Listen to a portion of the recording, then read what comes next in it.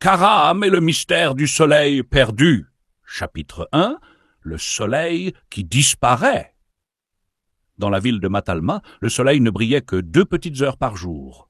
Ensuite, il s'éclipsait derrière l'horizon, laissant les habitants dans une nuit sans fin. Les enfants n'avaient même pas de courir dehors avant que l'obscurité ne les force à rentrer.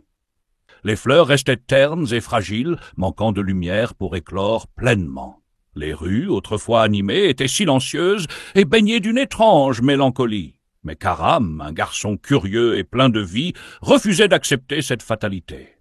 Il leva les yeux vers le ciel sombre et demanda « Pourquoi le soleil nous abandonne-t-il » Il posa la question au marchand du marché. « C'est ainsi, mon garçon » soupira l'un d'eux.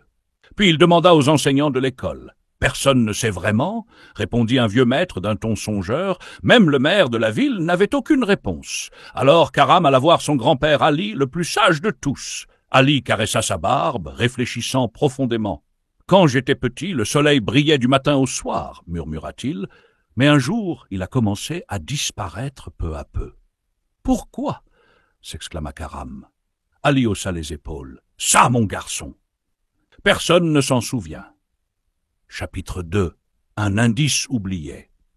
Karam n'aimait pas les mystères sans réponse. Alors, il décida de chercher la vérité lui-même. Il interrogea les anciens du village, il scruta les rues en quête d'un indice, il fouilla même les vieilles archives de l'école. Mais rien.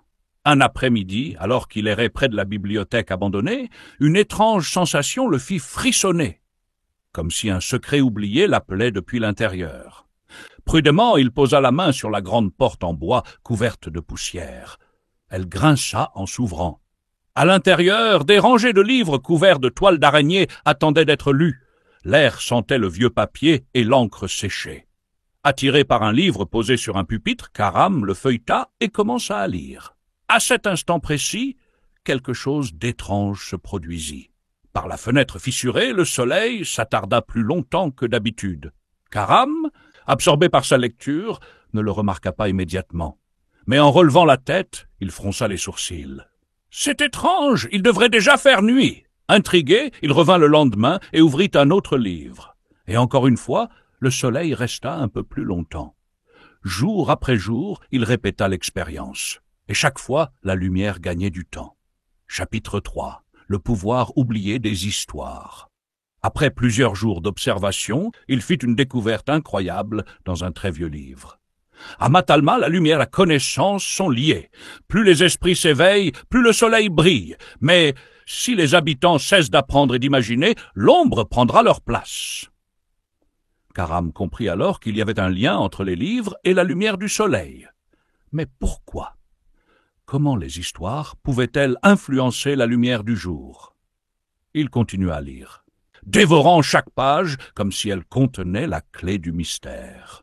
Il trouva des récits anciens parlant d'une époque où Matalma était baignée de lumière et de savoir.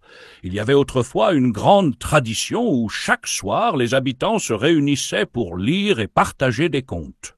Mais un jour, cette tradition s'était perdue. Petit à petit, les gens avaient oublié l'importance des histoires. Ils étaient devenus trop occupés pour lire, trop préoccupés par leur quotidien pour raconter des récits.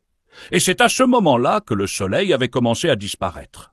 Karam sentit un frisson lui parcourir l'échine. « Le soleil n'a pas disparu par hasard » murmura-t-il. Il comprit alors que tant que les histoires étaient vivantes, la lumière brillait. Mais lorsque les récits furent oubliés, l'ombre avait pris leur place. Si c'était vrai, alors il y avait un moyen de ramener le soleil. Mais comment faire pour que tout un village recommence à lire et à raconter des histoires ? Chapitre 4. La mission de Karam. Karam savait qu'il ne pourrait pas y arriver seul. Il retourna voir son grand-père Ali. « Grand-père, j'ai découvert pourquoi le soleil disparaît » s'écria-t-il. Ali posa sur lui un regard bienveillant. « Alors, dis-moi ce que tu as appris, mon garçon. » Karam lui raconta tout. Les contes oubliés, les histoires qui faisaient briller le soleil et la façon dont la lecture semblait prolonger la lumière. Ali écouta en silence, puis hocha la tête lentement. « Si c'est vrai, alors nous devons réveiller les récits endormis. »« Mais comment ?» demanda Karam, les sourcils froncés. Ali sourit et posa une main sur l'épaule de son petit-fils. Commence petit, mon garçon. Trouve ceux qui veulent l'écouter. Karam réfléchit. Soudain, une idée germa dans son esprit. Il commença par les enfants du village. Il alla voir ses amis et leur parla du secret qu'il avait découvert. « Je vais vous raconter une histoire, et vous verrez, le soleil restera un peu plus longtemps. » D'abord, ils rirent, pensant que c'était une farce. Mais lorsqu'ils se réunirent et écoutèrent Karam lire un conte merveilleux, ils levèrent les yeux vers le ciel et virent que la lumière du jour durait plus longtemps. Les enfants furent émerveillés. « Raconte-nous une autre histoire, Karam !» Il continua. Jour après jour, et plus il lisait et partageait des histoires, plus la lumière s'attardait dans le ciel. Un matin, une vieille femme du village remarqua quelque chose d'étrange. C'est étrange. Il fait jour plus longtemps, non? Les adultes commencèrent à s'interroger, et lorsque Karam leur expliqua son secret, certains furent sceptiques, mais d'autres se mirent à lire aussi. Petit à petit, les livres sortirent des placards. Les anciens contes furent redécouverts. Et chaque soir, des groupes de villageois se rassemblaient pour écouter et raconter des histoires. Les lanternes s'allumaient plus tard, les enfants jouaient plus longtemps dehors, et le soleil brillait plus longtemps chaque jour. Chapitre 5. Le retour de la lumière. Pour la première fois depuis des années, le soleil ne disparut pas après 2 heures. Les habitants levèrent les yeux émerveillés. La lumière était enfin revenue. Karam, épuisé mais heureux, regarda son grand-père Ali. Ali lui fit un clin d'œil complice. « Les mots sont de puissants trésors, mon garçon. N'oublie jamais cela. » Depuis ce jour, à Matalma, chaque soir, les habitants se réunirent pour lire et raconter des histoires. Car tant que les récits vivraient, la lumière ne s'éteindrait jamais. Et le soleil ne quitta plus jamais le ciel de Matalma.